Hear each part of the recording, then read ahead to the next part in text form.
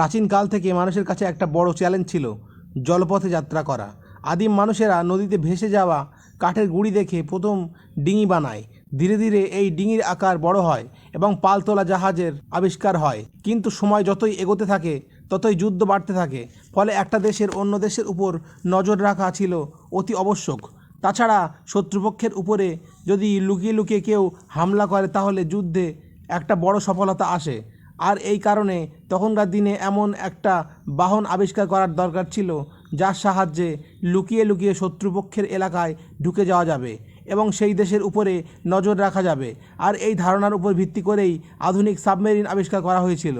আর বর্তমানে এই সাবমেরিন যে দেশের কাছে আছে সেই দেশকে যুদ্ধে হারানো সহজ নয়, কারণ সমুদ্রের নিচে ঠিক কোথায় শত্রুপক্ষ লুকিয়ে বসে আছে তা আন্দাজ করা খুবই মুশকিল। তবে এই সাবমেরিন আবিষ্কার এত সহজে হয়নি, কারণ জলের নিচে লুকিয়ে থাকতে গেলে প্রয়োজন বেঁচে থাকার অক্সিজেন এবং খাদ্য। তাছাড়া জলের মধ্যে সাবমেরিন যাওয়ার রাস্তা নির্ণয় করাও অনেক কষ্টকর বিষয়। ফলে সাবমেরিন আবিষ্কার করতে গিয়ে বহুবার অসফল হয়েছেন বিজ্ঞানীরা। তাহলে এবার প্রশ্ন হলো, এত বাধার পরেও কিভাবে সাবমেরিন আবিষ্কার হয়েছিল আর কিভাবে এই সাবমেরিন কাজ করে? তো বন্ধুরা, আজকের এই ভিডিওতে সাবমেরিন কিভাবে আবিষ্কার করা হয়েছিল এবং এটি কিভাবে কাজ করে তা আপনাদের সামনে তুলে ধরবো। তো তাহলে চলুন ভিডিওটাকে শুরু থেকে শুরু করা যায়। আকাশে পাখি উঠতে দেখে যেমন এরোপ্লেন আবিষ্কারের ধারণা এসেছিল, তেমনি মাছ যেভাবে জলের মধ্যে চলাফেরা করে তা দেখে সাবমেরিন আবিষ্কারের ধারণা আসে। সর্বপ্রথম একজন ব্রিটিশ বিজ্ঞানী যার নাম ছিল উইলিয়াম বার্নি, তিনি একটা ডুবোজাহাজের ধারণা মানুষের সামনে নিয়ে আসেন 1578 সালে। তার একটা বই ইনভেনশন অর ডিভাইসেস তিনি এই কথা উল্লেখ করেন। তবে উইলিয়ামের আগে কেউ সাবমেরিন আবিষ্কার করার চেষ্টা করেছিল কিনা সেই বিষয়ে কোনো তথ্য ইতিহাসে পাওয়া যায়নি। উইলিয়াম তার বইতে এমন একটি যানের কথা বলেছিলেন যা জলের উপরে চলার পাশাপাশি জলে ডুবেও চলতে পারত। তবে সেই সময়ে উইলিয়ামের এই ডুবোজাহাজের আইডিয়াকে কেউ তেমন গুরুত্ব দেননি, ফলে এটা একটা বইতে পড়া ধারণা হয়েই থেকে যায়।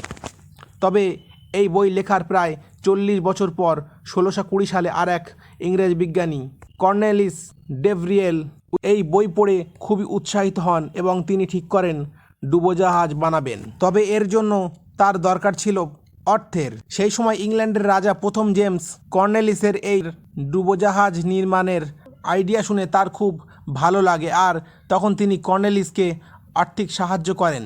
আর কিছুদিনের মধ্যেই কর্নেলিস একটি ডুবোজাহাজ বানিয়ে ফেলেন। আর তিনি এই ডুবোজাহাজ কাঠ দিয়ে বানিয়েছিলেন এবং কাঠের ভিতরে জল ঢোকা থেকে আটকাতে আলকাতরা জাতীয় পদার্থ ব্যবহার করেছিলেন, আর বাইরে থেকে চামড়া দিয়ে এটাকে ঢেকে দেন। তাছাড়া এই ডুবোজাহাজকে জলের ভিতরে নিয়ে যাওয়ার জন্য ভেড়ার চামড়া দিয়ে বানানো থলের ব্যবহার করা হয়েছিল। আর এই ডুবোজাহাজকে সামনে এবং পিছনের দিকে নিয়ে যাওয়ার জন্য এতে কতকগুলো বৈঠাও লাগানো হয়েছিল। কর্নেলিস তার আবিষ্কৃত যানকে ইংল্যান্ডের টেমস নদীতে নিয়ে যান আর ইতিহাসে প্রথমবার সফলভাবে তার ডুবোজাহাজের পরীক্ষা করেন। তার জাহাজ জলের নিচে প্রায় 3.5 মিটার পর্যন্ত যেতে পারত। পর্যন্ত তিনি বহুবার তার এই ডুবোজাহাজ ইংল্যান্ডের টেমস নদীতে পরীক্ষা করেন এবং জলের মধ্যে কিভাবে সামনে যাওয়ার রাস্তা বের করা যায় তাও তিনি বের করেন। আর এই কারণে কর্নেলিসকে অফিসিয়ালি সাবমেরিন বা ডুবোজাহাজের আবিষ্কারক বলা হয়। তবে এই সাবমেরিনে অনেকগুলো সমস্যা ছিল, যেমন এতে কোনো মোটর বা যান্ত্রিক পাখা ছিল না, ফলে এটা নিয়ে গভীর সমুদ্রে যাওয়া সম্ভব ছিল না।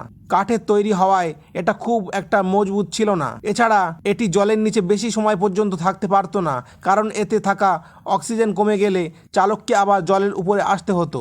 আর কর্নেলিসের আবিষ্কারের প্রায় 150 বছর পরে 1775 সালে আমেরিকার আরেক আবিষ্কারক ডেভিড বুশনেল একটি লোহার ডুবোজাহাজ তৈরি করেন। আর তিনি তার তৈরি ডুবোজাহাজের নাম দেন টার্টেল, যাতে একজন ব্যক্তি বসতে পারত। আর এটি জলের নিচে প্রায় 30 মিনিট পর্যন্ত থাকতে পারত। এই ছোট্ট ডুবোজাহাজ জলের নিচে চলার পাশাপাশি জলের উপরেও ভাসতে পারত।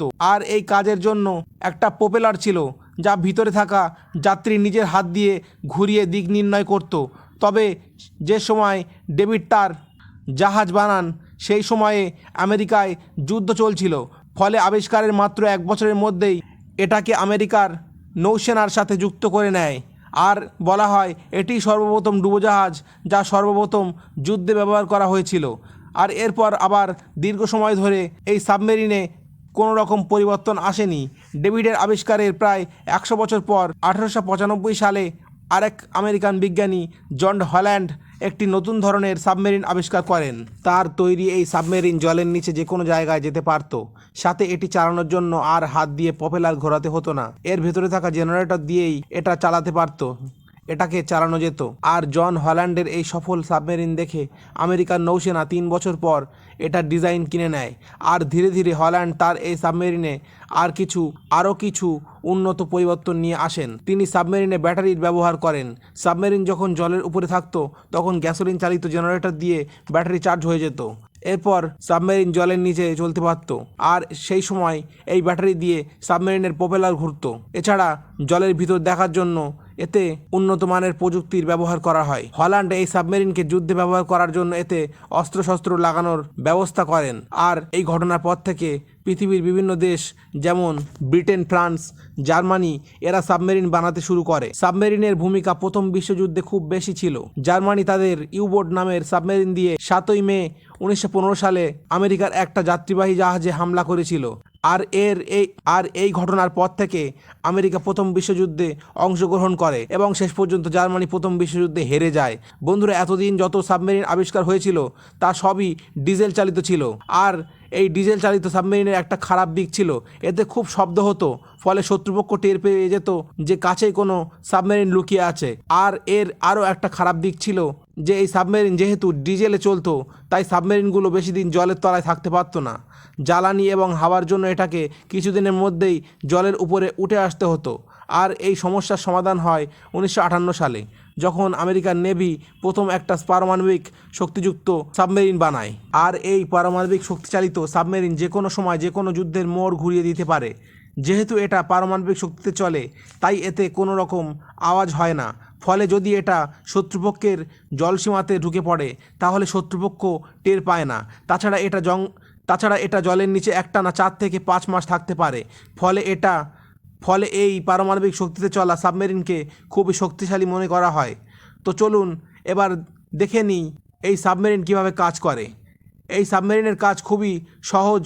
যখন কোনো জাহাজকে জলে নামানো হয় তখন এটা জলে ভাসতে থাকে, কারণ জাহাজটি তার ওজনের থেকে বেশি জল অপসারিত করতে পারে। কারণ জাহাজটির যে খোল থাকে সেটা অনেক চওড়া হয়, কিন্তু এই জাহাজটির ভিতরে যদি ধীরে ধীরে জল ঢোকানো হয় তাহলে এটি তার ওজনের থেকে কম জল অপসারিত করবে আর ধীরে ধীরে এটি জলে ডুবে যাবে। কিন্তু যদি জাহাজের ভিতরে কোনো পাম্প ব্যবহার করে এর ভিতরে ঢোকা জলের পরিমাণ কন্ট্রোল করা যায়, তাহলে একটা সাবমেরিন বানানো সম্ভব। তবে সাবমেরিনের প্রধান সমস্যা হলো এতে থাকা যাত্রীদের জন্য অক্সিজেনের সরবরাহ করা। আর এই কারণে ডিজেল চালিত সাবমেরিনগুলোকে কিছুদিন পর পর জলের উপরে আসতে হতো। কিন্তু বর্তমানে যে পারমাণবিক শক্তিচালিত সাবমেরিন আছে, তাতে সাবমেরিনের ভিতরেই অক্সিজেন তৈরি করার ব্যবস্থা আছে, যার ফলে এটি অনেক দিন জলের নিচে থাকতে পারে। তো বন্ধুরা, চলুন এবার দেখে নেই যে একটা সাবমেরিন বানাতে কত টাকা খরচ হয়। বর্তমানে সব শক্তিশালী দেশগুলোর কাছেই সাবমেরিন আছে, আর সাবমেরিন থাকলে সেই দেশ যুদ্ধে অনেকটা এগিয়ে থাকে। আর একটি ডিজেল চালিত সাবমেরিন বানাতে খরচ হয় $400 থেকে $500 মিলিয়ন, যা ভারতীয় টাকায় তা প্রায় 2 থেকে 3 হাজার কোটি টাকা। এবং একটি নিউক্লিয়ার পাওয়ারযুক্ত সাবমেরিন তৈরি করতে খরচ হয় $2 থেকে $3 বিলিয়ন, আর ভারতীয় টাকায় যা 10 থেকে 15 হাজার কোটি টাকা। তো বন্ধুরা, এই ছিল সাবমেরিন আবিষ্কারের ইতিহাস। যদি ভিডিওটা ভালো লেগে থাকে তাহলে ভিডিওতে একটা লাইক করে বন্ধুদের মাঝে ছড়িয়ে দিন। তো দেখা হবে পরের কোনো ভিডিওতে। ততদিন ভালো থাকবেন, সুস্থ থাকবেন।